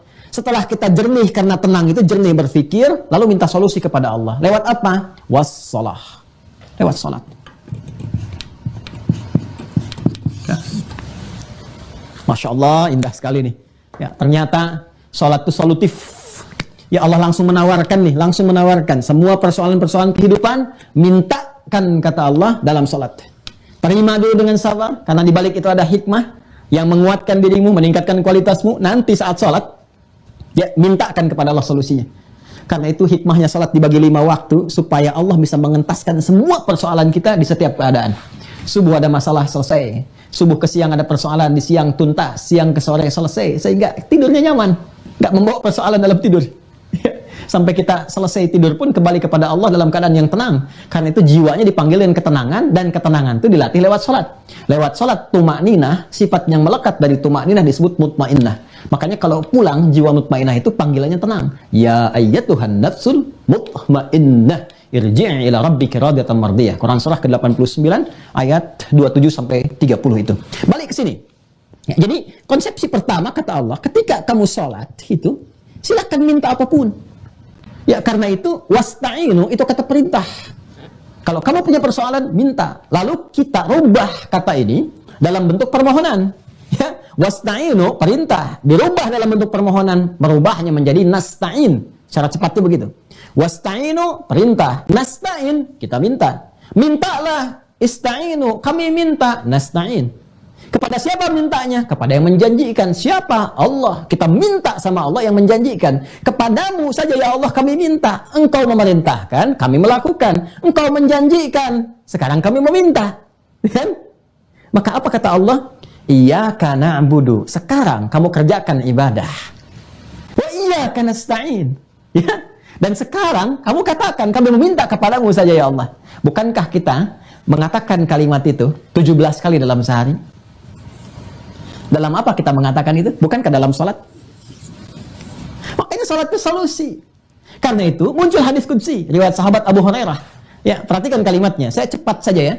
Ya, cepat saja. Qasamtu shalah baini wa baina 'abdi. Kata Allah di hadis qudsi, saya bagi salat kepada dua bagian untuk memberikan hak dan kewajiban antara aku dengan hamba-Ku. Wa li 'abdi ma sa'al, dan apapun yang hamba-Ku minta, kalau benar menunaikan kewajibannya, kalau benar dia khusyuk salatnya, kalau benar aku berikan apapun yang dia minta sesuai kebutuhannya. Sesuai kebutuhannya. Allah mengabulkan apa yang dibutuhkan, bukan memberikan apa yang diinginkan. Ingat itu. Ya. Perhatikan, qasamtu shalah baini wa baina 'abdi 'ala nisfain. Wa idza qala la 'abdi wa li 'abdi ma sa'al wa idza qala la 'abdu alhamdulillahi rabbil alamin. Kalau hamba mulai berkata alhamdulillahi rabbil alamin, qala Allah azza wa jalla hamadani 'abdi. Allah menjawab langsung, hambaku sedang memujiku. Wa idza qala la 'abdu ar-rahmanir rahim. Kalau hamba berkata ar-rahmanir rahim, qala Allah azza wa jalla, Allah menjawab athna 'alayya 'abdi. Hambaku sedang menyanjungku. Wa idza qala la 'abdu maliki yaumiddin. Kalau hamba berkata maliki yaumiddin, qala Allah azza wa jalla, Allah menjawab majjadani 'abdi. Hambaku sedang mengagungkanku. Perhatikan kalimatnya, di sini berubah. Wa idza qala la 'abdu iyyaka na'budu wa iyyaka nasta'in. Dan ketika hambaku berkata iyyaka na'budu, ya Allah, sekarang kami ibadah. Ibadah yang dimaksudkan salat di situ. Na'budu itu implementasi dari perintah. Perintahnya apa? U'bud. Di Quran surah ke-20 ayat 14, itu perintahnya. Innani anallah la ilaha illa ana fa'budni. Saya Allah, gak ada Tuhan selain saya, sembah saya. U'budni, sembah saya. Lalu kita katakan, saya menyembahmu ya Allah. Iyyaka na'budu. Begitu kita mengatakan iyyaka na'budu, kata Allah wasta'inu, minta sekarang. Kita katakan wa iyyaka nasta'in. Ketika Anda, saya, kita mengatakan iyyaka na'budu wa iyyaka nasta'in, lihat hadis qudsinya. Hadza baini wa baina 'abdi, hadza baini wa baina 'abdi wa li 'abdi ma sa'al. Ini perjanjian antara aku dengan hambaku, kalau hambaku benar salatnya, sampai detik ini saja, apapun yang dia minta, sepanjang dia butuhkan, aku akan berikan. Itu baru berdiri, Pak. Belum khudu dan dhillu. Belum ruku sampai dengan sujud. Baru berdiri.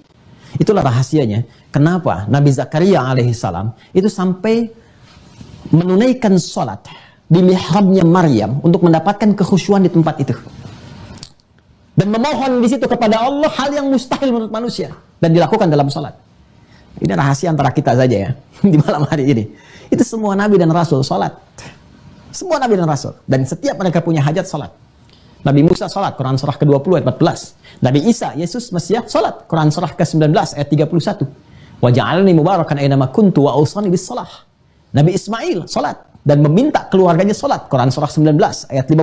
Wa kana ya'muru ahlahu bis shalah. Nabi Zakaria divonis istrinya monofus dan mandul, mohon maaf, tak mungkin punya keturunan, dan minta solusinya lewat sholat. Quran surah ketiga Ali Imran ayat 38 sampai 39. Apa yang terjadi begitu minta hunalika da'a Zakaria rabbah. Di mihrabnya Maryam, Zakaria berusaha menunaikan salat, mendapatkan keberkahan dan kehusyuan di dalamnya. Apa yang terjadi? Qala rabbi habli min ladunka dzurriyyatan thayyibah innaka sami'ud du'a. Ya Allah, mereka mengatakan semua aku enggak mungkin punya keturunan. Maka aku memohon kepadamu yang tidak punya batas dalam pemberian. Al-Asmaul Husna. Sifat Wahhab, habli. Berikan kepadaku ya Allah darimu yang tidak punya batas dalam pemberian. Engkau pasti mengabulkan doaku. Kalau pada yang maha mendengar dan maha menjawab doa tidak mengabulkan, kepada siapa lagi aku mesti memohon? Apa yang terjadi? Perhatikan jawabannya di ayat 39. Fanadathul malaikatu wa huwa qa'imun yusalli fil mihrab. Turun malaikat, langsung membawa informasi, menyeru, menyampaikan, doamu dikabulkan. Sedangkan beliau masih berdiri dalam sholat. Belum selesai sholatnya. Anda bayangkan. Jadi kekhusyuan dalam sholat itu, dahsyatnya khusyuk, kita meminta dalam berdiri saja, itu bisa dikabulkan walaupun sholatnya belum selesai. Ya, Annallaha yubasyiruka bi Yahya. Allah kasih kabar, kamu akan punya anak, namanya Yahya. Langsung dikasih oleh Allah namanya. Ya, yang mustahil menurut manusia, lahir dari rahim seorang perempuan, yang divonis monopos dan mandul, bayi yang hidup, kata Allah, jadi dan hidup dia. Yang paling dahsyat terjadinya saat berdiri dalam sholat. Beliau Nabi, Rasul, minta kepada Allah, berdiri dalam sholat dikabulkan. Umatnya Nabi Muhammad mendapatkan keberkahan dari kemuliaan nabinya, ketakwaannya, kemuliaannya, pancarannya sampai ke kita. Azizun alaihi ma'anittum, harisun alaikum bil mu'minina raufur rahim. Bil mu'minina raufur rahim. Memohon kepada Allah untuk umatnya. Apa yang terjadi? Nabi Zakaria sholat minta dikabulkan. Umat Nabi Muhammad dibuka, dilapangkan oleh Allah 5 kali dalam sehari. Yang pokoknya 17 kali kita minta. Minta apa? Bukankah saat berdiri kita mengatakan iyyaka na'budu wa iyyaka nasta'in? Ini kalau khusyuk terjawab. Tapi kata Allah nggak mudah untuk mendapatkan ini. Wa innaha lakabiratun illa 'alal khashiin. Kecuali bagi orang khusyuk. Khusyuk dapat bonus. Selain ada pancaran tadi, doa cepat dikabulkan. Nah, bagaimana cara mendapatkan khusyuk ini ya Allah? Kata Allah nggak mudah. Nggak mudah. Karena saat yang bersamaan nanti ada setan yang menggoda.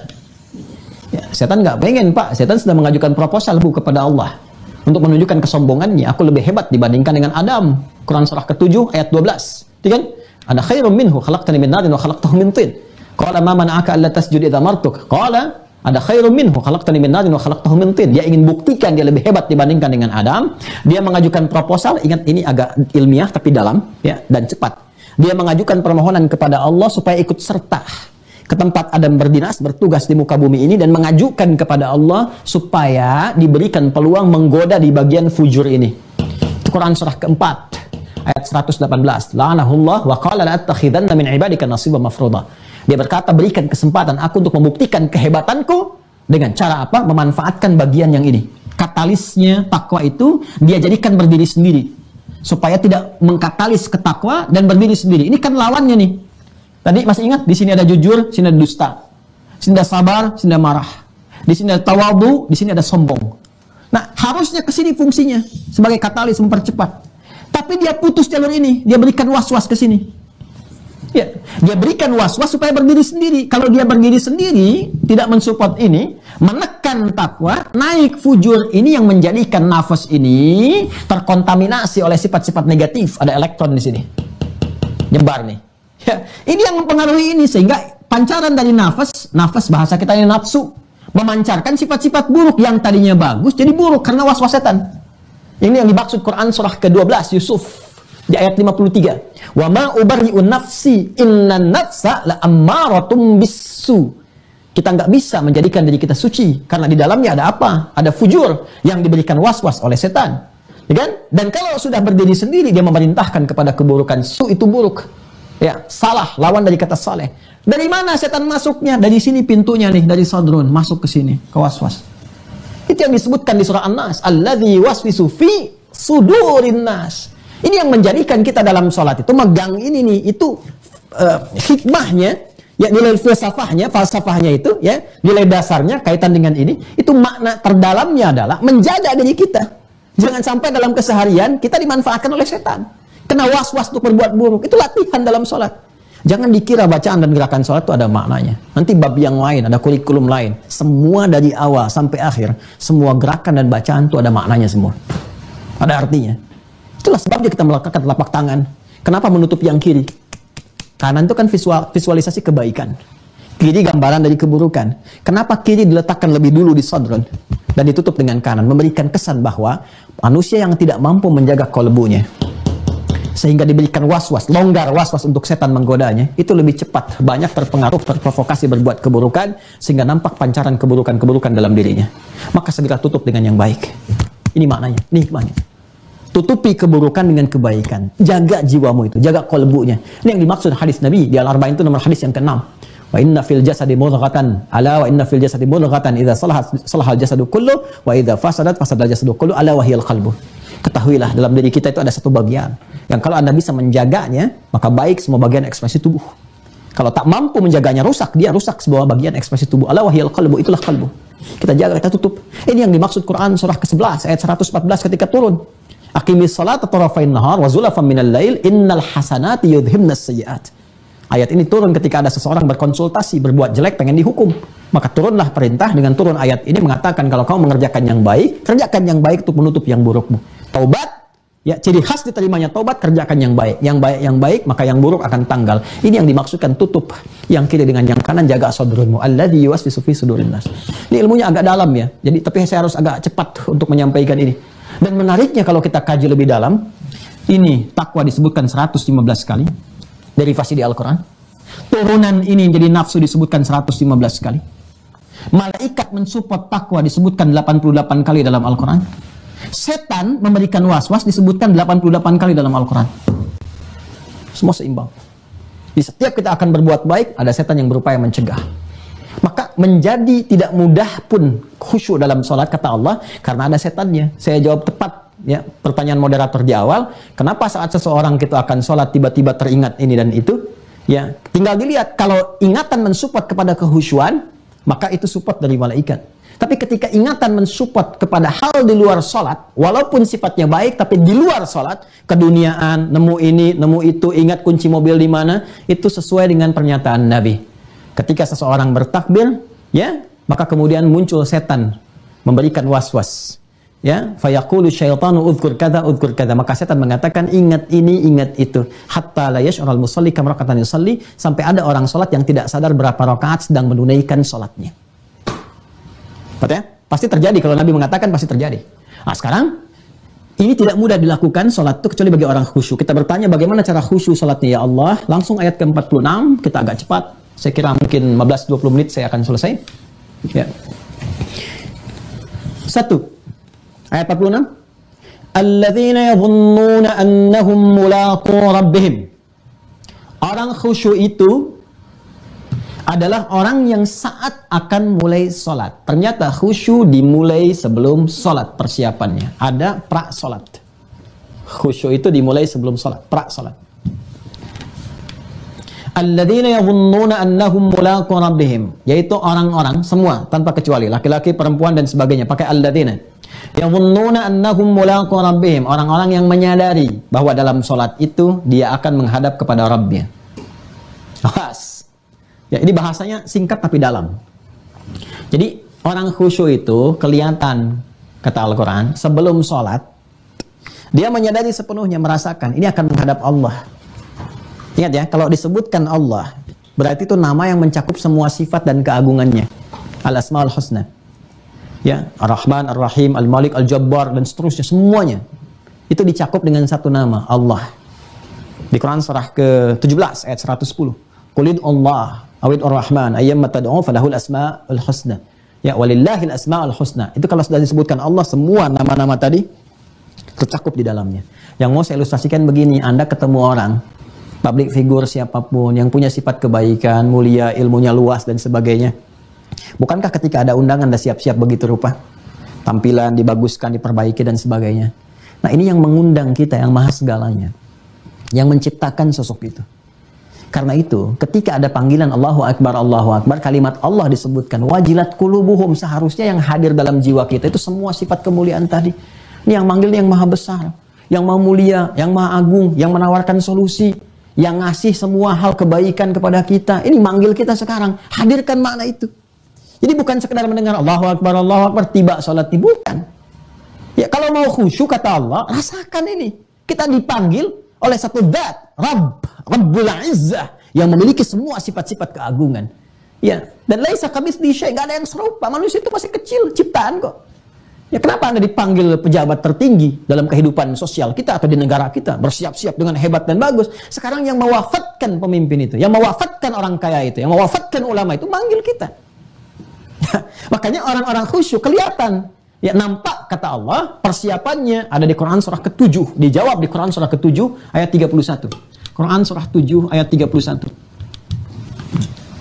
Apa persiapan orang ini? Ya bani Adama, hei semua anak cucu Adam, khudhu zinatakum 'inda kulli masjid. Ketika panggilan di masjid sudah disampaikan, Allahu Akbar, ini tafsir cepatnya ya. Tafsir cepatnya ya. Ketika panggilan di masjid sudah disampaikan, maka kenakan semua pakaian terbaikmu, terindahmu. Karena ternyata Masya Allah, orang khusyuk itu kelihatan, dari pakaiannya kelihatan. Mohon izin ya Pak ya, ibu kita berlatih. Kalau nggak percaya silakan. Anda tunaikan, jangankan yang fardu, yang sunnah saja. Lihat dari pakaian. Kalau cuma mengenakan kaos, apalagi kaos olahraga dipakai untuk menunaikan sholat misalnya, sementara ada pakaian yang lebih bagus, yang lain yang lebih layak gitu, kenakan aja kaos oblong, tutup aurat aja, dan sebagainya. Lihat bagaimana perasaan dan suasana sholat yang ditunaikan. Akan beda rasanya dengan kita menyiapkan baju terbaik. Bukan mewah ya, tapi yang terbaik yang bisa kita dapatkan dari harta yang paling halal. Mukena yang terbaik, yang paling bagus, baju yang terbaik, gunakan wewangian yang paling indah dan sebagainya. Itu mengantarkan mukaddimah pertama pada kehusyuan. Kata Allah kelihatan serius nih. Anda kalau menerima tamu nggak serius, pakaian nggak nyaman dan sebagainya, Anda kan malas menerima. Ya, di mana logika kita saat menghadap Allah? Kenapa nggak digunakan itu? Ya, dunia itu pandai sekali, logikanya tajam, akalnya sehat, tapi imannya sakit gitu. Jadi ketika menghadap Allah, kenapa akalnya jadi nggak sehat? Sekarang kan lagi musim akal sehat itu. Ya, kenapa akal sehatnya hanya dipakai untuk dunia saja? Untuk urusan akhiratnya kenapa nggak dipakai? Anda menghadap duniawi, tampilan bagus, menghadap Allah pencipta Anda, dan Anda di situ memohon, meminta, butuh kita. Kenapa kata Allah tampilannya biasa-biasa saja? Jadi kelihatan orang khusyuk dari penampilan terlihat satu. Dan yang dahsyat, perhatikan, wa annahum ilaihi raji'un. Wa annahum ilaihi raji'un. Allahu akbar. Dan mereka menyadari ya, bahwa boleh jadi ini sudah agak malam nih kalau mendengar kalimat raji'un, raji'un artinya apa tuh? Kita asosiasinya langsung kepada meninggal kan? Wafat. Ya, innalillahi wa inna ilaihi raji'un. Ya, si fulan dipanggil Allah apa artinya? Biasanya orang memahaminya meninggal kan? Nah, bukankah kita dipanggil Allah dalam sholat? Dipanggil nih, suara muadzin kan manggil kita tuh. Ya, hakikatnya panggilan dari Allah kan? Kata Allah tuh begini, kamu tuh saya panggil sekarang untuk menghamba, saya berikan solusi dari persoalanmu. Tapi boleh jadi panggilan itu panggilan terakhir dari kehidupanmu.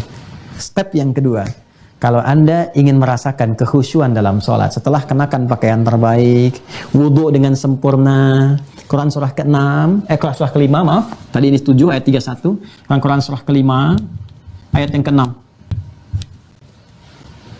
Ya ayyuhalladzina amanu, orang-orang beriman, konfirmasi ini. Ya, idza qumtum ilas shalah, kalau kamu ingin tunaikan salat dengan sempurna, mulai dengan berwudu. Sempurnakan wudu semua. Wudunya sudah sempurna, kenakan pakaian yang baik. Kenapa? Menghadap Allah. Dan boleh jadi, kata Allah, saat menghadap itu, mungkin itu ajalmu. Mungkin kamu meninggal. Jadi step yang kedua, setelah kita berwudu dengan sempurna, kenakan pakaian yang baik, menghadap ke arah kiblat, ya dengan cepat. Hadis Muslim nomor hadis 397, Al-Bukhari nomor hadis 757 dari sahabat Abu Hurairah. Itu tinggal dikonfirmasi, sudah saya cek, ya. Nanti tentang kisah Khalad bin Rafi Az-Zuraiki yang diajarkan asbigul wudu, idza qumta ila shalah, sempurnakan wudu, famastaqbilul qiblah, menghadap ke arah kiblat, dimulai salat. Sebelum dimulai itu, rasakan, boleh jadi itu salat terakhir yang kita tunaikan dan mengantarkan kita kepada Allah di ujung kehidupan kita. Itu yang menjadikan Nabi sebelum sholat pernah memberikan isyarat dan mengatakan, Sallu sholatal muwadda'. Ya, jamaah sekalian, sholatlah kita semua dan rasakan, mungkin ini sholat perpisahan kita dengan kehidupan kita. Jadikan sebagai sholat bagian dari perpisahan kita. Jadi begitu Anda menghadirkan suasana, ini saya menghadap. Kemudian ketika menghadap itu merasakan, bagaimana kalau wafat saat sholat ini? Sementara Anda merasakan masih banyak salah. Makanya ngaku kan ketika takbir, Allahu Akbar. Terus Anda katakan apa? Allahumma ba'id baini wa baina khataayaya. Khataayaya itu jamak dari kata khati'ah. Jamaknya khotoya, ya kecilnya ngaku. Maka kalau bahasa bebasnya begini, ya Allah, hamba mengakui saat menghadap ini punya banyak dosa. Maka mohon ya Allah, jauhkan antara hamba dengan dosa hamba. Ya, kalaupun di akhirat nanti akan ditampakkan, wa may ya'mal mithqala dzarratin khairan yarah, wa may ya'mal mithqala dzarratin syarran yarah. Mohon ya Allah, jauhkan hamba dari kesalahan itu sejauh-jauhnya seperti Engkau jauhkan antara timur dengan barat. Allahumma naqqini minal khataaya kama yunaqqas thawbul abyadu minad danas. Ya Allah, kalau kesalahannya begitu pekat, dosanya begitu banyak, ya, seperti noda dalam pakaian, maka mohon ya Allah, bersihkan dengan segala kuasa-Mu. Kalau perlu, bil ma'i wal thalji wal barat. Maka Anda mengatakan dalam hadis riwayat Abu Daud dari sahabat Ali bin Abi Thalib radhiyallahu taala anhu karramallahu wajhah, ketika salat Anda mengatakan, ya, apa yang Anda katakan? Wajjahtu wajhiya lilladzi fatara as-samawati wal arda hanifan musliman wa ma ana minal musyrikin. Inna salati wa mahyaya wa mamati. Kalimat itu, dahsyat itu kalimat itu. Itu ada di Abu Daud. Apa yang dibaca saat Anda sudah mulai mengangkat tangan? Ya, Anda ngangkat dengan Al-Fatihah, ada bacaan itu. Nanti ada 9 doa, salah satunya tadi. Ya Allah, dalam sholat ini aku hadapkan diriku sepenuhnya kepada Engkau penguasa langit dan bumi. Sungguh, semua sholatku, semua ibadahku, dan hidupku, bahkan kalaupun aku wafat dalam sholat ini, lillahi rabbil alamin, aku taubat ya Allah, Aku jadikan semua urusanku hanya karenamu saja. Ampuni dosaku ya Allah. Ampun kita. Itu semua ada kaitannya. Dimulai dari persiapan. Bahkan nanti ada kaitan dengan iqamah, ada kaitan dengan qomat. Itu ada semua. Cuma waktu saja yang membatasi kita ini. Ada kaitannya. Di step kedua aja kita rasakan. Ya, makanya isyaratnya disebut dengan iqamah dari kata aqama yuqimu. Jadi begitu iqamat itu, ya kita kan suka menyingkat dengan qomat ya. Iqamah di aqama yuqimu. Aqama itu persiapan untuk kesempurnaan. Karena itu semua perintah sholat pada umumnya itu dibuka dengan turunan kata itu. Alladzina yu'minuna bil ghaib wa yuqimuna shalah. Aqimis shalah wa aqimus shalah. Tunaikan sholat dengan sempurna. Itu isyaratnya. Kalau dikerjakan berubah jadi qama yaqumu. Idza qumta ila shalah. Kalau sudah siap mengerjakan, ada isyarat. Isyaratnya iqamah. Allahu akbar, Allahu akbar. Begitu disebutkan Allah, hati yang khusyuk sudah siap. Karena dalam wudu sudah dilatih. Wudu kan pembuka taubat sebelum sholat. Makanya kalau wudunya benar, hatinya sudah mulai terbuka, siap untuk khusyuk. Karena itu setelah wudu, selesaikan doanya doa taubat. Asyhadu an la ilaha illallah, asyhadu anna Muhammadar Rasulullah, konfirmasi iman. Allahumma ja'alni minat tawabin. Ya Allah, jadikan aku termasuk orang taubat. Makanya ketika Anda berdoa setelah wudhu itu terbuka cawan hatinya, siap menerima, kemudian isyarat dalam sholat, begitu Allahu Akbar, getaran dalam jiwa, ya Allah akan menghadap nih. Gimana kalau wafat dalam sholat ini? Sudah siap kemudian bekalnya kah? Bagaimana akhir kehidupannya kah? Ya kan? Maka bersiap, khusyuk, setelah la ilaha illallah itu sudah ada yang mulai menangis. Abu Bakar As-Siddiq itu kalau sudah begitu sudah mulai menangis. Makanya nggak kuat kalau jadi imam, karena saat takbir sudah berurai air mata, dan sebagainya. Nah, ini step yang kedua. Ya, step yang ketiga, terakhir, saya batasi di sini saja. Ya, kadang-kadang mohon maaf, rakaat pertama begitu, walaupun subuh cuma 2 rakaat. Rakaat pertama nangis-nangis, rakaat kedua ingat handphone belum dijawab, ada miss call, WA belum dibalas.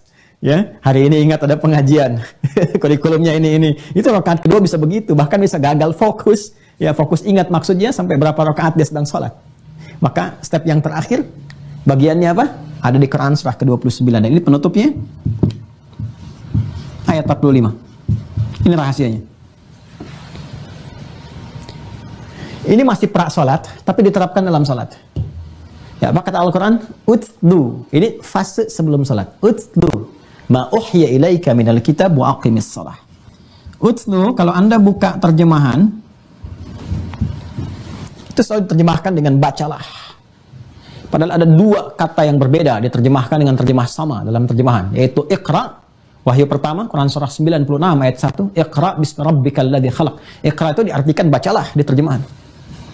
Tapi kalau Anda buka Quran surah ke-29, Al-Ankabut ayat 45, itu utslu kalimatnya. Tapi terjemahannya sama tuh, bacalah. Nah, ini perbedaan terjemah dengan tafsir. Ya, terjemah mewakili keumuman makna, tafsir detil dari apa yang diutarakan, dari kata yang diungkapkan. Kalau ada qiraah, ikra, itu dari kata qiraah, qara'a yaqra'u, itu artinya membaca sesuatu tanpa menuntut adanya pemahaman. Jadi mau paham, mau tidak, Anda tidak dituntut, yang penting baca. Tapi kalau utslu, dia dari kata tilawah. Tilawah. Tala yatslu tilawatan, yang punya 3 arti. 1, baca. Kedua, pahami apa yang dibaca, paham. Ketiga, amalkan, kerjakan apa yang telah dipahami itu. Ini ada 3 komponen, baca, paham, amalkan. Dan menariknya, wahyu pertama yang diturunkan, itu kalimatnya ikra, mengonfirmasi kata qiraah. Ya, kenapa katanya ikra bukan utslu? Ini untuk menguatkan sifat ummi Rasulullah. Litakidi ummiyati. Ya, Sayyidina Muhammad SAW, untuk menguatkan sifat ummi Nabi yang memang nggak bisa baca, nggak bisa nulis. Jadi jangankan paham, baca aja nggak bisa. Makanya kalau ayatnya mengatakan utslu, itu keliru konteks. Ya, karena itu Allah menegaskan sifat umminya Nabi, ikra, karena Nabi itu jangankan paham, baca pun nggak mampu. Ya, makanya ikra. Tapi setelah dibimbing oleh malaikat, diberikan kekuatan dalam jiwanya, dilapangkan, diberikan kekuatan untuk mendapatkan Quran dengan cepat. Quran surah 75 ayat 16 sampai 18 itu kan. Terkumpul 12 tahun tuh. Ya, 3 tahun pendahuluan. Kemudian 10 tahun mulai bertahap di Mekah itu. Pada tahun yang ke-9, artinya 12 tahun, 9 tambah 3 12, kan dakwah terbuka 10 tahun. Ya, 3 tahun persiapan, 6 bulan itu ya mimpi yang benar. Jadi wahyu dimulai dengan 6 bulan mimpi yang benar, 3 3 tahun pembekalan awal, masa Iqra, sampai turun Al-Mudaththir, baru kemudian tahun selanjutnya yang keempat, ya, sampai dengan ke-13, itu Fatrah Makkiyah sebelum hijrah ke Yathrib, kelak jadi Al-Madinah Al-Munawwarah. Nanti, setelah berjalan tuh, ya, selama 12 tahun pembekalan itu, turunlah kemudian perintah untuk menunaikan sholat, dengan Isra Mi'raj itu, turun, dan menariknya, ketika diperintahkan menunaikan sholat itu kalimatnya berubah, dari Iqra menjadi Utlu. Memberikan sebuah kesan yang berbeda. Sebelum sholat ditunaikan, kan sudah diajarkan oleh malaikat. Disampaikan, begini caranya Muhammad SAW, disampaikan, turun ayatnya dijelaskan. Nah, dikonfirmasi kepada kita, diperintahkan oleh Allah. Yang diperintahkan Nabi, tapi sejatinya itu untuk kita. Utlu ma uhiya ilaika minal kitab. Ya, Muhammad SAW jelaskan kepada umatmu. Kalau untuk konteks Nabi Muhammad, baca dulu, pahami dulu seperti Jibril mengajarkan kepadamu. Ya, tentang tata cara sholat itu, seperti yang ditunjukkan dalam Al-Quran. Ya, Nabi dibimbing oleh malaikat, begini cara takbirnya, sampai dengan salamnya. Setelah paham semuanya, wa aqimis sholat, tunaikan sholat, pakai alif lam sekali lagi. Lihat ayatnya, pakai alif lam. Tunaikan sholat dengan cara seperti yang diajarkan itu aturannya. Seperti ketentuan itu. Innas sholata, pakai alif lam lagi. Sungguh, sholat yang dikerjakan sesuai aturannya itu, sesuai ketentuannya itu yang menjadikan kita mendapatkan feedback, manfaat baik dari sholat. Tanha anil fahsyai wal munkar. Nah, ini kemudian yang menjadikan Nabi mengonfirmasi kepada kita, mengajarkan kembali dan memahamkan. Makanya perkara sholat ini ketat. Zaman Nabi itu kejadian di awal hijrah ke Yathrib, ya, kelak jadi Al-Madinah Al-Munawwarah. Nabi masuk tuh ke Masjid Nabawi, yang sekarang disebut Masjid Nabawi. Itu ada di kisahnya di Al-Bukhari. Al-Bukhari nomor hadis 757. Di hadis Muslim dikonfirmasi dengan redaksi yang sama. Nomor hadis 397. Ini insya Allah sama. Ya, saya sudah sering mengajarkan ya. Kisahnya, rawinya sahabat Abu Hurairah. Sahabat Abu Hurairah. Orang yang mengalami tentang pendidikan ini namanya Khalad bin Rafi' Az-Zuraiqi. Khalad bin Rafi'. Ini bagian terakhir kita. Az-Zuraiqi. Nabi masuk ke masjid. Dakhala Nabi sallallahu alaihi wasallam al-masjidah. Nabi masuk SAW ke masjid. Fadakhala rajulun, maka di belakangnya ya, ngintil, ngikut ya, laki-laki masuk. Ya, fasalla, maka dia salat, laki-laki itu salat. Wan Nabi sallallahu alaihi wasallam fi nahiyatin ukhra minal masjid. Nabi di sisi yang lain. Begitu dia selesai salat, thumma atan Nabi sallallahu alaihi wasallam, dia mendatangi Nabi sallallahu alaihi wasallam, fasallama alaihi. Maka dia mengucapkan salam, salamu alaihi. Faradda alaihi, maka Nabi menjawab salamnya, wa alaikassalam wa rahmatullah. Lalu Nabi mengatakan, irji' salli fa innaka lam tusalli. Kamu sholat lagi karena kamu belum sholat. Padahal dia baru tuntas mengerjakan sholat. Kata Nabi, kamu belum sholat. Fa'ada sholat tahu, maka dia mengulang sholatnya seperti yang dia telah tunaikan itu. Kejadian datang lagi ke Nabi, mengucapkan salam, dijawab, komen Nabi lagi. Kata Nabi apa? Balik lagi, sholat, kamu belum sholat. Sampai 3 kali. Dia berkata, ya Rasulullah, bima makna la uhsinu ghairah. Ya Rasulullah, saya bisanya begini sholatnya. Alim nih, tolong ajarkan saya apa yang belum sempurna. Itu dahsyatnya sahabat. Ya, jadi kalau kita diluruskan itu kita mau belajar, bukan mendebat. Ya, kalau memang ukurannya kita mesti untuk mendapatkan ilmu pengetahuan. Apa yang paling menarik? Alim nih, tolong ajarkan saya. Di titik inilah kemudian Nabi membimbing dengan sempurna. Apa kata Nabi? Idza qumta ilas shalah. Kalau kamu ingin salatnya sempurna sesuai dengan aturan-aturannya, asbighul wudu. Belajar tentang tata cara wudu dulu, pahami. Ini mencakup pemahaman. 3 cara. Caranya, prakteknya seperti apa? Kemudian bacaannya, kalau ada bacaan yang mengiringi. Kemudian yang ketiga, gerakannya. Ya, lakukan tata caranya dari gerakannya, maaf. Yang kedua bacaannya, ketiga hikmahnya. Makna dari semua itu. Ternyata dari mulai wudu, menghadap kiblat, takbir sampai salam, itu semua bacaannya punya makna dan semua gerakannya pun punya arti. Dan ketiganya harus memfungsikan 3 bagian dari anatomi manusia ini. Jadi kalau dalam sholat ingin khusyuk, kata Nabi, pakai aspek tilawah, baca, pahami, amalkan, sehingga ketiga ini berfungsi. Fisiknya bergerak. Contoh, angkat tangan. Lisan mengucapkan Allahu Akbar. Itu fisikal. Akal menerjemahkan Allah Maha Besar. Karena paham. Hati meresapi. Ya Allah, saya berikrar sekarang Engkau Maha Besar. Tapi dalam hidup saya senantiasa merasa besar dalam kehidupan. Sombong, merasa lebih tinggi dibanding kawan yang lain.